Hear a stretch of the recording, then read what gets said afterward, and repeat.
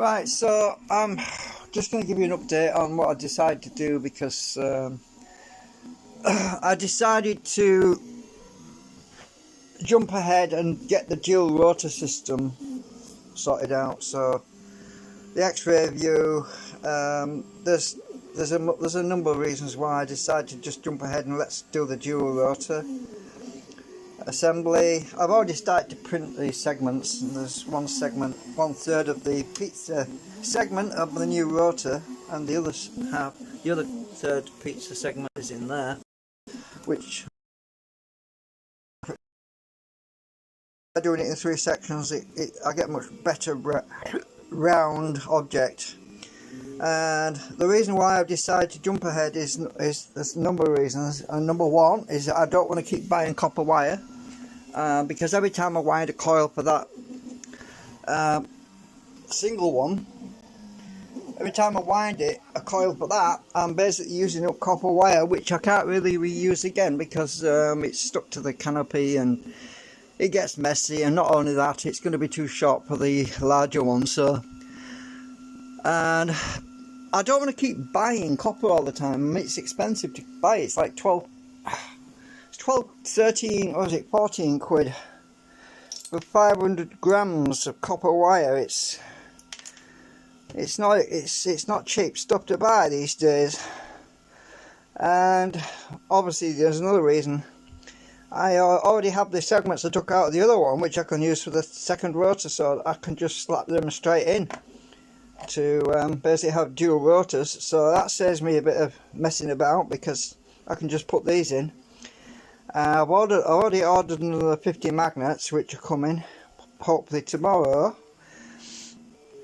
The main reason obviously being the fact that having 2 rotors, it amplifies the magnetic field, because I don't know if people understand this thoroughly, but when you put two magnets side by side on a rotor system, it does amplify the magnetism. And I was trying to explain this to my friend Ken, but I'm not sure if he grasps the principle. But let me just try and show you a little bit. I'll put the light on because it's a bit dark in here.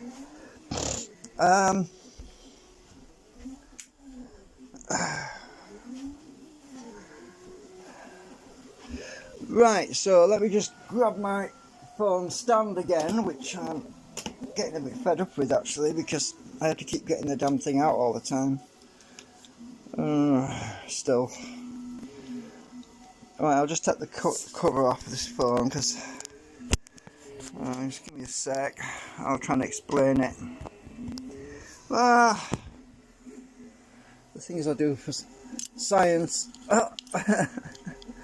Right, let's see if I can get my phone in here without pressing buttons. Right, so, well, when you get oh, damn, these magnets are so powerful. I need to pull the gas fire off its mounts. So I'm going to get 3 magnets off here, right? If I can. They're pretty strong on me. These are really strong magnets anyway, but so I'll put 2 on that, 3 magnets on that end. It's annoying really, I've got to demonstrate this, but put 3 magnets on this end, right? Whenever you have magnets that you see the deflection, right, you can see how far that deflects, right? But whenever you bring 2 magnets together, 2 sets of magnets on a rotor system, if you bring them together like this, you amplify the field. So if I bring these as close as possible, they're going to start pressing away from each other. I can't get them really close, but when you go to the magnets like this, you get to the middle one, you'll notice it's even higher, look. So if I come to the edge, I'll go to the middle, it's deflected even more so in the centre than it does on the edges. Let me try and demonstrate this on this end. So as we come to the middle, you'll see it goes even higher, look, because you get an amplification effect. So centre, Right, let's just do this again. I'm on the edge. You'll see it's climbing as I get to the middle of these two magnets, and we have amplification there. So it's not, you see, if we push them apart, we have that amount, but when you push them together, let's do it sideways, you'll see even more. Alright, so if I bring these two even closer together like this, you'll see that the effect is even stronger. Oh.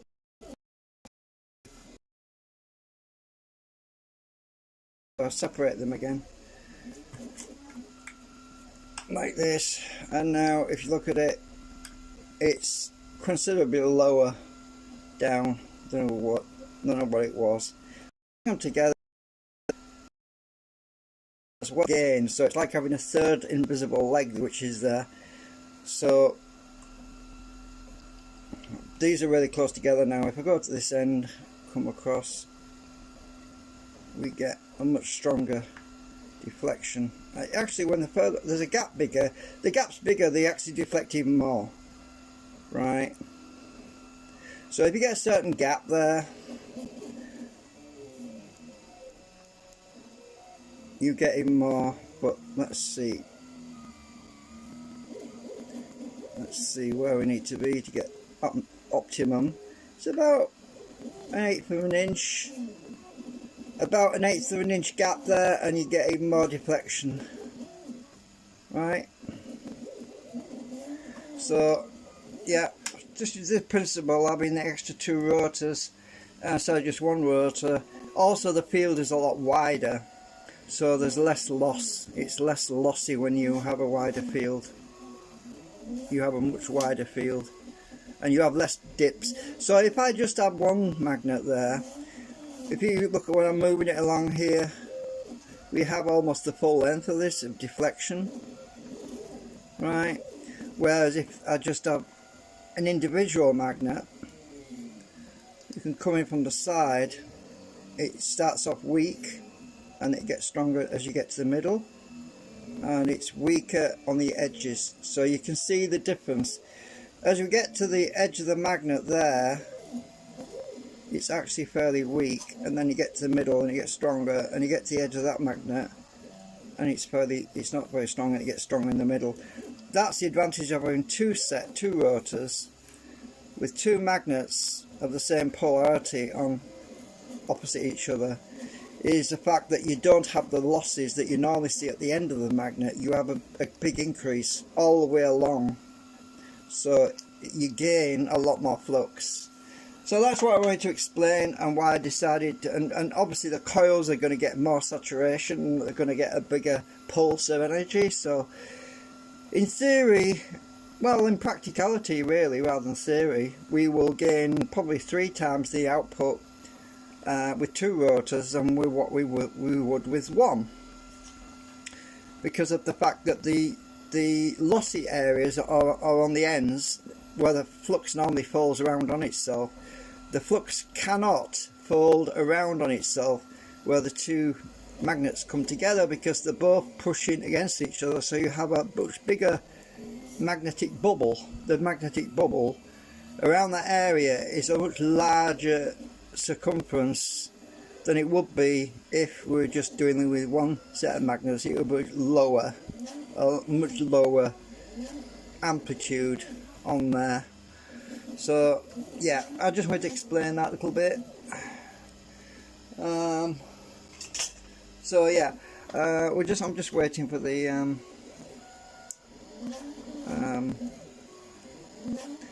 another 50 of these which I've ordered. They should be here tomorrow, hopefully.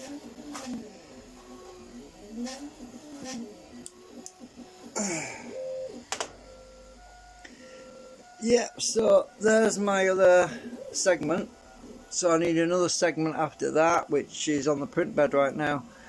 And then I'm going to start making a new rotor. I've already designed the new canopies on the computer. Let's just see if I can bring this up.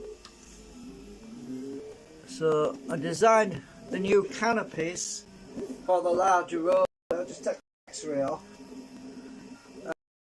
The new underneath. So the only thing I do need to print extra is the new canopies, the new connecting legs.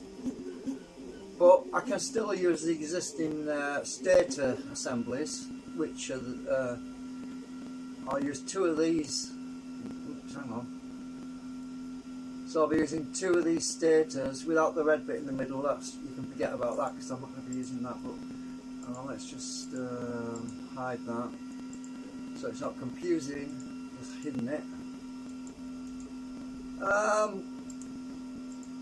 So it's the end.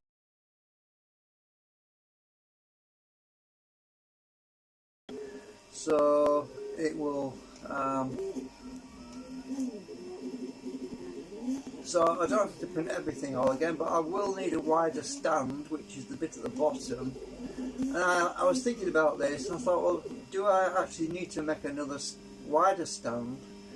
Why don't I just print another small stand like that one, which is probably the best bet, and then just stick the 2 together? And so I'm probably going to go that way. I'm probably just going to print another small stand and stick the stands together, and then I don't have to print all of that plastic again, so it'll save me plastic, you see. So yeah, and I redesigned these canopies anyway. You probably noticed they look different than what they did previously, because I reduced the gap in this area. I don't think you can see it very well, but this area, the gap is a lot smaller. And that's canopy is also going to be the one that the same closer gap is going to be on this larger canopy as well, because so we have a much closer, a lot less clearance. If they do catch, I can adjust them a certain amount, because these canopies I can move them further out slightly if I need to do. But the clearance on the right side between the canopy and the road, and on the left side, the same. Change that, it's the same. But yeah, I could use the other segment side for now, so it'll save me time. Full segments I can use on the left side and the new segments on the right side, because there wasn't a great deal of difference, but just to save me time I can do that. So just a little update on where we are at the moment. So that's it for now. Thanks for watching.